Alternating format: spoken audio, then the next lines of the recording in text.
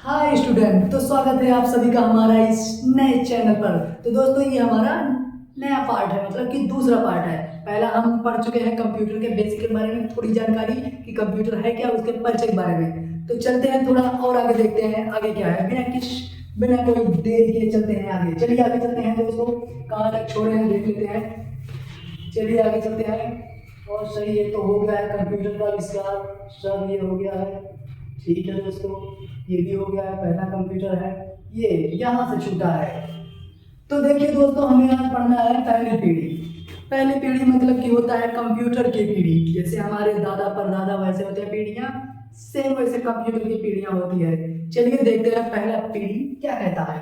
तो पहली पीढ़ी देखिए दोस्तों, 1946 से 1958 तक चला था। ठीक है, इस पहली पीढ़ी में सबसे पहला कंप्यूटर कौन सा है देखते हैं हम। ENIAC है, इलेक्ट्रॉनिक।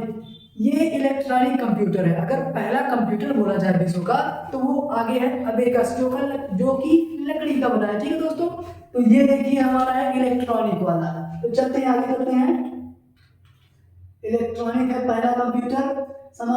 समानता, पहली पीढ़ी का समानता पूर्ण रूप से आने वाला पहला कंप्यूटर था। इसमें लगभग 18,000 वैक्यूम ट्यूबों का था और इसके लिए एक बहुत बड़े कमरे की जरूरत पड़ती थी। दोस्तों इसका देखिए वैक्यूम ट्यूब है इसका, और ये देखिए यही है वैक्यूम का चित्र। इसलिए हम चित्र भी लाए हैं ताकि आप लोगों को दिखा सके। इतने बड़े बड़े वैक्यूम होते थे। और देखिए यहाँ पे देखिए इतना रूम पूरा भर जाता था इस कंप्यूटर से। देखिए दोस्तों, यहाँ पूरा रूम भर जाता था कंप्यूटरों से। देखिए यहाँ पे दिख रहा है। तो चलिए आगे देखते हैं। बिजली का प्रयोग करते थे, इसमें ही बिजली का प्रयोग करते थे। इसमें ट्रांजिस्टर का प्रयोग होता था। ठीक है फ्रेंड्स, तो चलिए आगे देखते हैं। इसके अलावा इनकी असफलता का अवसर भी बहुत अधिक रहा। इसमें बहुत असफल हुए थे। इतना बड़ा था इसलिए क्योंकि बहुत ज़्यादा जगह भी लेता था, स्थान भी, और गर्मी बहुत फेंकता था, हीटर की तरह जैसे काम करता था। चलिए आगे देखते हैं दूसरी पीढ़ी। दूसरी पीढ़ी है 1959 से 1964 तक। ठीक है दोस्तों, पहली पीढ़ी हम देख चुके हैं, दूसरी पीढ़ी है। इस पीढ़ी में कंप्यूटरों का आकार छोटा हुआ। पहले में तो बहुत बड़ा था, कमरे के रूम का, लेकिन इसमें देखिए थोड़ा छोटा हुआ। देखिए इतना बड़ा, देख लीजिए दोस्तों, ये है दूसरे पीढ़ी का कंप्यूटर। तो चलते आगे देखते हैं। छोटा हुआ, गणना करने में क्षमता भी वृद्धि हुई। इसमें प्रोसेसर और अच्छा हो गया, बहुत छोटा हो गया और प्रोसेसर और तगड़ा हो गया है। चलिए आगे देखते हैं क्या बता रहा है। वैक्यूम ट्यूब की जगह लगा दिए हैं ट्रांजिस्टर। उसमें पहला था वैक्यूम ट्यूब था, लेकिन इसमें देखिए ट्रांजिस्टर है दोस्तों। तो चलिए आगे देखते हैं। वोल्टेज को नियंत्रित करने के लिए ले ली, और यह सस्ता तथा ज्यादा विश्वसनीय भी था। देखिए दोस्तों, उसमें विश्वास नहीं किया जाता, उतना बड़ा पूरा रूम भर के था, उसमें ज्यादा खर्चा होता था। इसमें देखिए बहुत सस्ता भी है और छोटा भी है और जल्दी जल्दी काम भी करता है। इसका माइक्रो प्रोसेसर बहुत अच्छा है। तो चलिए आगे देखते हैं। इसमें जैसे देख लीजिए, इसका उदाहरण है IBM 401 है और IBM 1401 है इस पीढ़ी के कंप्यूटर। ठीक है दोस्तों, ये दूसरी पीढ़ी का कंप्यूटर है। पहला तो आप लोगों ने देखा कौन सा है, ENIAC। ठीक है दोस्तों, चलिए आगे चलते हैं फ्रेंड्स। चलिए आगे चलते हैं। ये देख लीजिए, थोड़ा इधर करिए, ये देख लीजिए, यही है आप लोगों का ये ट्रांजिस्टर। इतना छोटा, देखिए पहले वो रूम भर के वैक्यूम ट्यूब देखे थे कितना बड़ा है। हाँ बस वही, अब इसको देखिए इतना छोटा छोटा है। ठीक है फ्रेंड्स, चलते हैं आगे।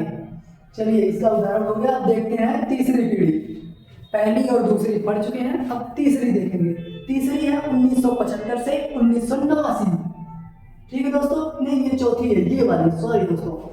तीसरी पीढ़ी 1965 से 1974 तक। ठीक है दोस्तों, तीसरी पीढ़ी की शुरुआत 1960 के दशक के मध्य में हुई। मध्य में देखिए दोस्तों, इसी के मध्य में है, ये दशक है इसलिए वो दिखा रहा है। इंटीग्रेटेड सर्किट, वैक्यूम ट्यूब पहले में था और दूसरे में ट्रांजिस्टर, लेकिन तीसरे में क्या दोस्तों, देखिए इंटीग्रेटेड सर्किट। इसे शॉर्टकट में बोलते हैं IC, इंटीग्रेटेड सर्किट। और ऑपरेटिंग सिस्टम का इस्तेमाल हुआ। इनमें ऑनलाइन सिस्टम का बड़े पैमाने पर विकास हुआ। ठीक है दोस्तों, देखिए थर्ड जनरेशन कंप्यूटर ऐसा कुछ दिखता था।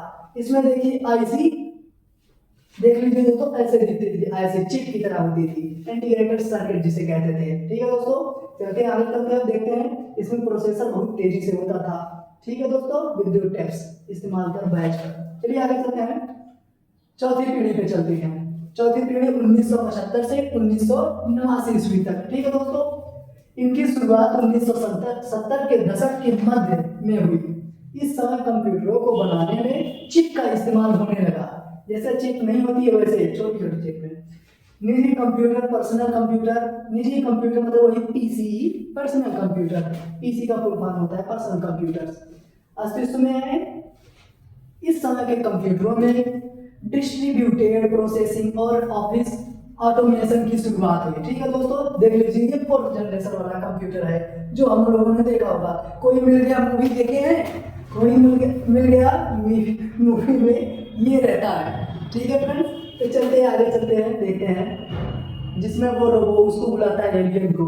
चलिए आगे देखते हैं, ये पांचवी पीढ़ी देख लीजिए। पांचवी पीढ़ी 1989 से अब तक, ये पांचवी पीढ़ी है जो एआई का है। एआई मतलब होता है आर्टिफिशियल इंटेलिजेंट। एआई बहुत कुछ आप देख रहे हैं इंस्टाग्राम पे, फेस लेके क्या क्या करवा रहे हैं सब। चलिए देखते हैं आगे। पांचवी पीढ़ी का कंप्यूटर सोचने और निर्णय लेने में सक्षम होता है। यह अल्ट्रा लार्ज स्केल इंटीग्रेशन पर आधारित होगा। पांचवी पीढ़ी के कंप्यूटरों में कंप्यूटिंग के कई बेहतरीन तरीके जिसमें आर्टिफिशियल इंटेलिजेंस और ट्रू डिस्ट्रीब्यूटेड प्रोसेसिंग को शामिल किया गया है। अब आगे हम